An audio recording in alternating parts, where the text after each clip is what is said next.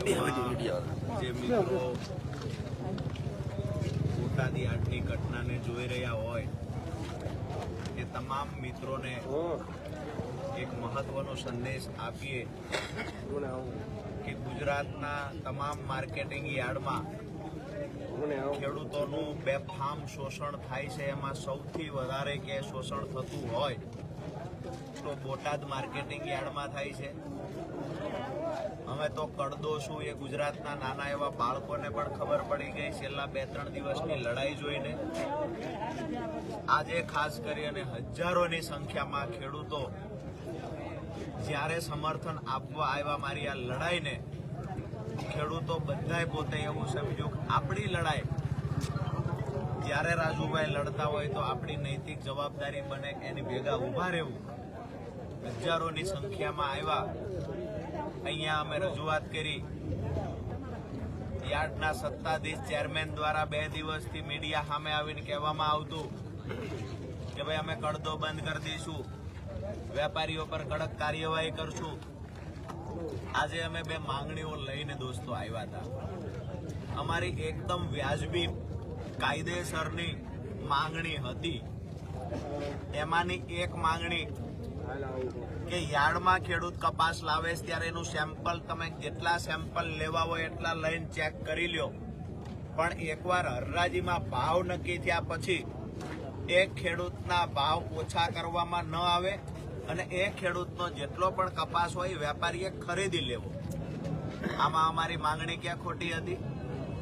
બીજી માંગણી અમારી એ હતી કે યાર્ડ સુધી કપાસ પહોંચાડવાનું કામ ખેડૂતનું છે, પરંતુ યાર્ડમાં કપાસ પહોંચાડ્યા પછી જે વેપારીનું ગોડાઉન ક્યાંય હોય, જીન ક્યાંય હોય, 15-20 કિલોમીટર દૂર એનું ગોડાઉન હોય તો ન્યા કપાસને પહોંચાડવાની જવાબદારી ખેડૂતની ના હોય.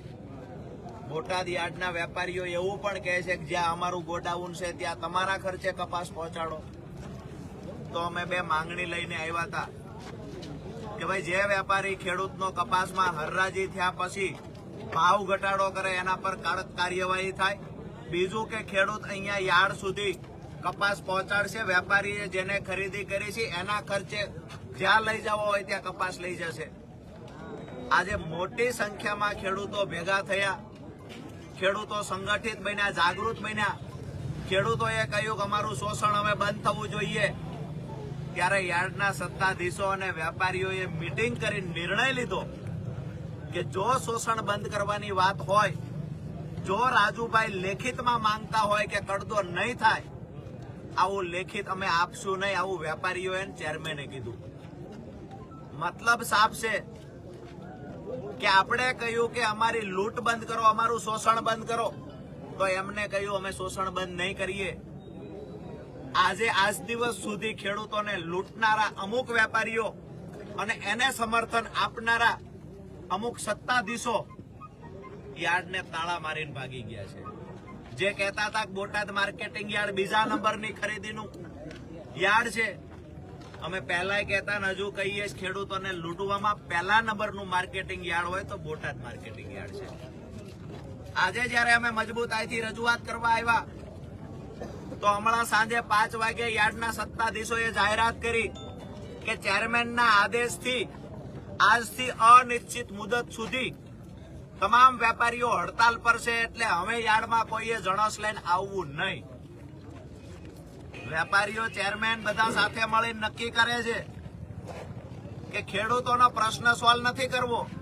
ખેડૂતો કહે છે કડદો બંધ કરો, તો કડદો બંધ વેપારીએ નથી કરવો, કડદો બંધ ચેરમેને નથી કરાવવો, પરંતુ વેપારીઓને ટેકો આપી અને એ વેપારીઓ જે ખેડૂતોને લૂંટે છે એ વેપારીઓ જયારે કહે છે કે અમે અનશન પર ઉતરી જઈએ, અમે ખરીદી નહીં કરીએ, તો એના પર કડક કાર્યવાહી કરવાના બદલે નમાલા સત્તાધીશો આ યાર્ડની અંદર ખરીદી બંધ કરાવી દે, આ યાર્ડને અમુક ચોક્કસ મુદત સુધી હડતાલ પર ઉતારી દેવામાં આવ્યું, યાર્ડ બંધ કરી દેવામાં આવ્યું. અમે પણ ખેડૂતના દીકરા છીએ. અમે આજે જાહેરાત કરી છે કે અમે અહીંયા ને અહીંયા રોકાશું, 2 દિવસ અહીંયા રોકાશું. રવિવારના દિવસે બોટાદની અંદર કિસાન મહાપંચાયતનું આયોજન કરવામાં આવ્યું છે. રવિવારના દી કિસાન મહાપંચાયત કર્યા પછી આવતા અઠવાડિયે શું કાર્યક્રમો કરવા એ પણ મીડિયાના માધ્યમથી દરેક ખેડૂત સુધી સંદેશ આપીશું.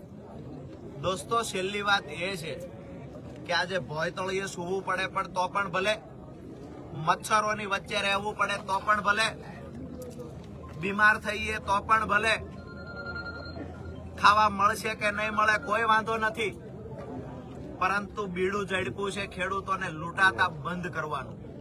બીડું ઝડપું છે કડતો બંધ કરાવવાનું. જ્યાં સુધી કડતો બંધ નહીં થાય ત્યાં સુધી દોસ્તો અમારી લડાઈ ચાલુ રહેશે. ફેસબુક લાઈવના માધ્યમથી જેટલા મિત્રો જોડાયા હોય, હવે જે મિત્રો વિડીયો જોવાના હોય એને પણ કહીએ છીએ કે આ ખેડૂતોની લડાઈને મજબૂત બનાવવા માટે, વેગવંતી બનાવવા માટે થઈ તમામ લોકોને વિનંતી કરીએ. આજે રાત્રે અનુકૂળતા હોય રાત્રે આવે, કાલે દિવસે અનુકૂળતા હોય દિવસે આવે. અમારી લડાઈ ચાલુ છે ને આ લડાઈ ખેડૂતોના અસ્તિત્વ માટેની લડાઈ છે. અહીંયાથી પરિણામ મળશે તો બીજા માર્કેટિંગ યાર્ડમાં પણ ખેડૂતોની નાની મોટી લૂંટ વેપારીઓ ચલાવતા હશે તો એના પર રોક લાગશે. આજે આખું ભાજપનું પ્રતિનિધિ મંડળ, અહીંયાના જિલ્લા ભાજપના નેતાઓ બધા સાથે મળી નક્કી કરે છે કે યાર્ડની અંદર ખેડૂતોનો કડદો બંધ નથી કરવો. યાર્ડની અંદર ખેડૂતો લૂંટાય છે તો લૂંટાવા દો, પણ ખેડૂતોની વાત અમે નહીં સાંભળીએ, આવું ભાજપના નેતાઓએ નક્કી કર્યું.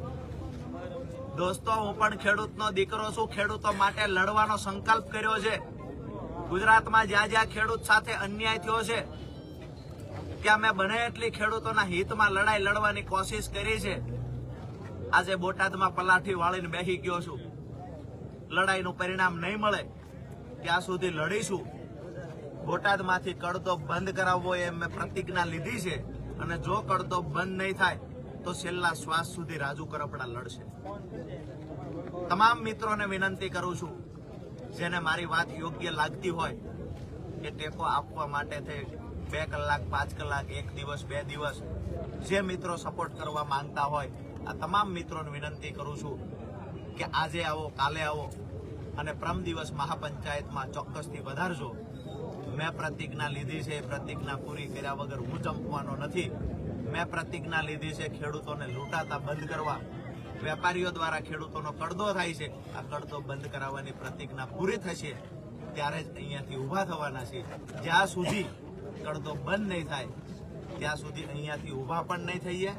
અને અમે પણ ઈચ્છીએ છીએ ઝડપથી હરરાજી ચાલુ થઈ જાય, ખેડૂતો હેરાન ન થાય, અમે ઈચ્છીએ છીએ.